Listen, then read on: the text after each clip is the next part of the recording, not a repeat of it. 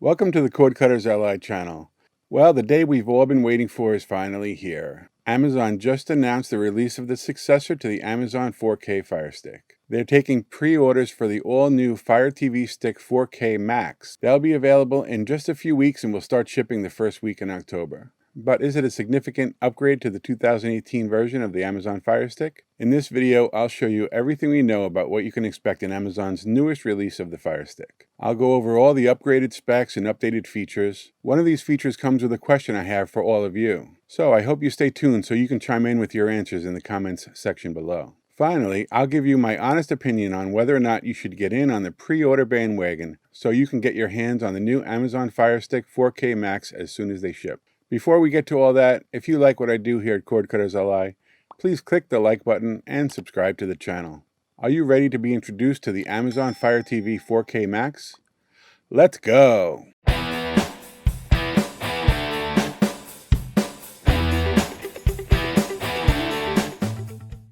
If you're in the market for a VPN service to help you stay connected and protected while streaming, have a click on one of the links in the description below. Doing so not only gets you a great discount on your next VPN subscription, it also helps to support the CordcuttersLI channel.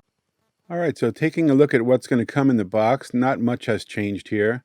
You still get a couple of batteries, you get the little HDMI extender, the power cable, power adapter, the Fire TV stick itself, and the remote. The remote is where you'll see the biggest change. And let's take a closer look at that. They've updated the Alexa voice button to look more like the newer style. The navigation and select buttons are the same. All the buttons are the same until you get down to that little TV symbol. That's for your live TV EPG guides. It still has the TV controls, which is nice, so it will control your TV via the infrared.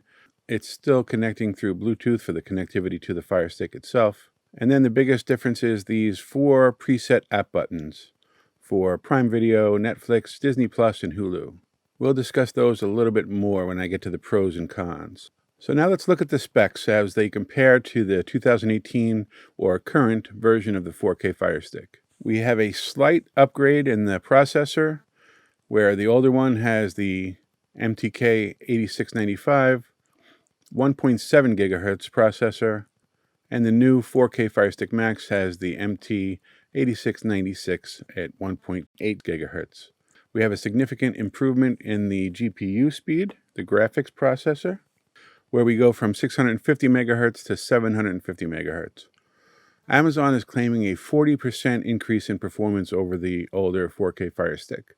I guess we'll have to just wait and see on that one. A nice improvement in the RAM, so we're going from the old 1.5 gigabytes to the 2.0 gigabytes. So that's a pretty significant jump. This next one I think is probably the most important to me and to probably a lot of you, and that is the operating system.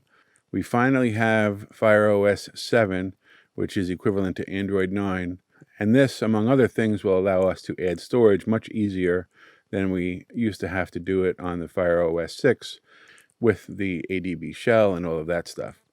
Unfortunately, they decided not to increase the storage, and this was a bit of a downer for me. I was really expecting and hoping to get a little bump in the storage. Storage really doesn't cost that much, and I think they could have gone to 16 gigs without being a big problem, but we're still at the 8 gigabyte storage. The next improvement we have is in the Wi-Fi connection. Here we have the new compatibility with Wi-Fi 6. So to take advantage of this, you do need to have a router in your house that supports Wi-Fi 6. I don't think it's really mainstream yet. I am seeing them pop up in the stores and the big box stores and so on for sale, but I really don't think it's been embraced so much yet. So I guess they're a little ahead of their time here, which is fine. I mean, if this is the Fire Stick that's going to be around for the next 2 or 3 or 4 years, I would think the Wi-Fi 6 is probably going to become mainstream before long.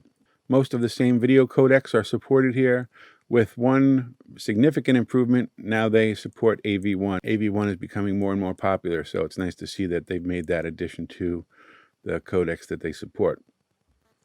All right, so now let's take a quick look at the pros and cons.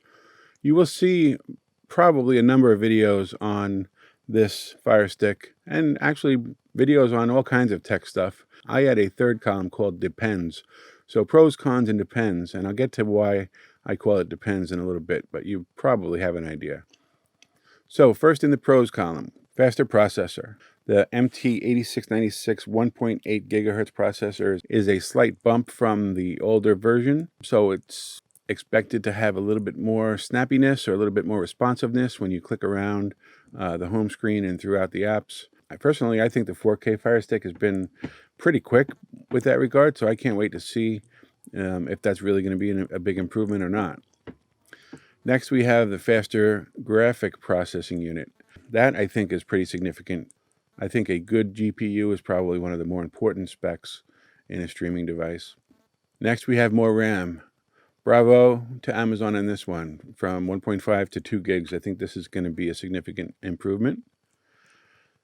This next one, I think I mentioned earlier, is probably my favorite thing, Fire OS version 7. So this is going to allow us to be able to add storage. So, when I get to the cons and talk about the fact that we only still have 8 gigs of storage, that's not a huge deal breaker for me because now we have Fire OS 7 and you can add storage a lot easier with just the OTG cable and some simple steps. I've made videos on both the Fire OS version 6 and Fire OS version 7 for adding storage. I'll put a link to those in the description so you can see the difference of how easy it is to add storage to this new device.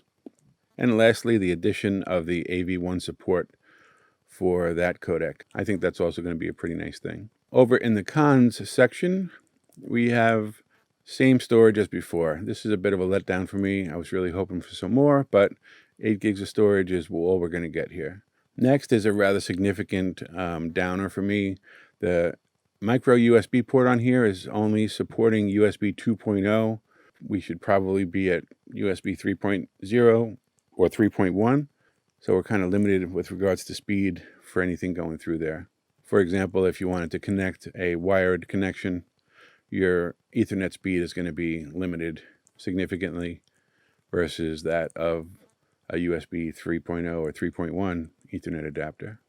So now for the last column, and this is the depends column. I call it depends because it kind of depends on you. It depends on your needs. It depends on it depends on what is important to you.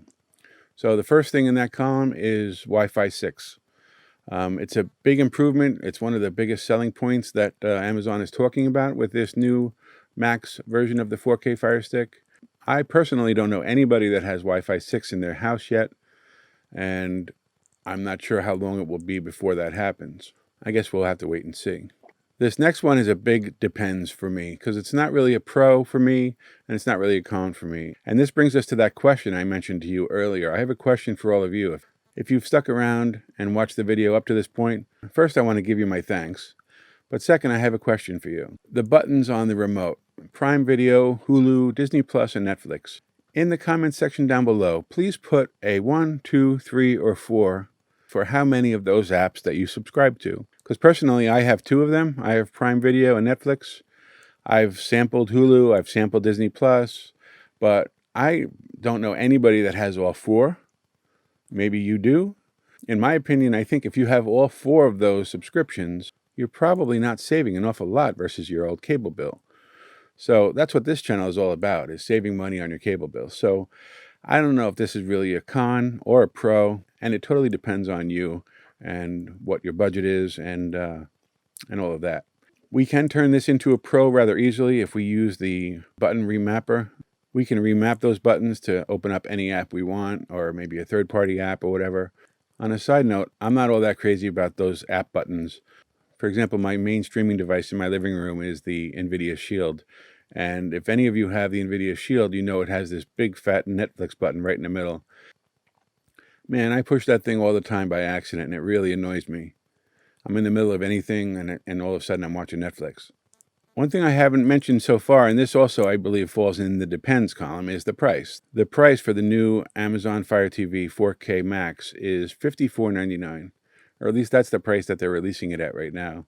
So that is, probably somewhere in the middle of the pros and cons area. So that also depends on you and your budget and what you're willing to spend for a streaming device. So that wraps up this quick look at the new Amazon Fire TV 4K Max. I thank you for watching. I do hope that you subscribe to the channel, because when this new one comes out, I will be doing a number of videos head-to-head, the old 4K versus the new 4K Max, and we'll see for ourselves if we think it's worth buying. And lastly, my opinion on whether or not I think you should get this. Well, unfortunately, that falls in that depends column also. I've pre-ordered mine, and I'll hopefully get it on the 7th or so I can come back here and show you all about it and how it compares to the old one.